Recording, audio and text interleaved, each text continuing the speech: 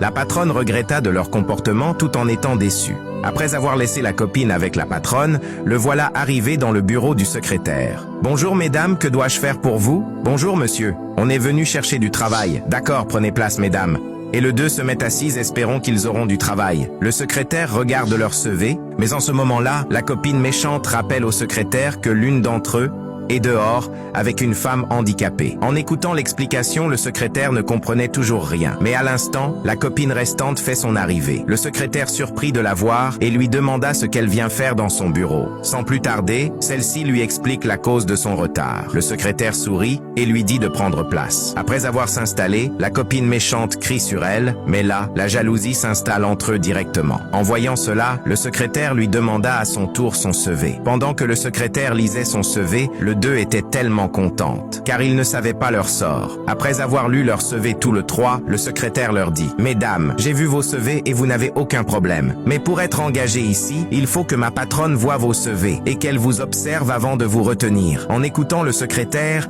ils étaient tellement en joie, oubliant même que la patronne c'est celle qu'ils ont maltraitée dehors. Après les avoir prévenus, voilà le secrétaire arrive accompagné de la patronne. Découvrez comment le savoir-vivre est important dans nos vies. Arrivé de la patronne, les trois se levant pour la saluer tout en oubliant que c'est elle qui s'est déguisée en femme handicapée. Sans plus tarder, le secrétaire prend la parole. « J'avais reçu ces trois femmes dans mon bureau et ils sont à la recherche d'un travail dans notre clinique. » La patronne récupère leur CV et commence à lire en leur observant en silence. En ce moment, les deux malfaiteurs espéront toujours d'une bonne nouvelle. Après avoir lu leur CV, la patronne réagit. « C'est toi, Déborah ? » « Oui, c'est moi, madame. » Elle regarde le CV et appelle la suivante. « C'est toi, Rachel? »« Oui, c'est moi, madame. » Elle regarde encore et appelle celle qui s'est occupée d'elle. « C'est toi, Blandine? »« Oui, c'est moi, madame. » Après avoir appelé l'un après l'autre, la patronne leur demande. « Est-ce que vous me connaissez encore? »« Non, madame. Nous n'avons aucune idée sur votre visage. »« Madame, vous le reconnaissez? »« Oui, je viens d'être avec ces trois femmes. »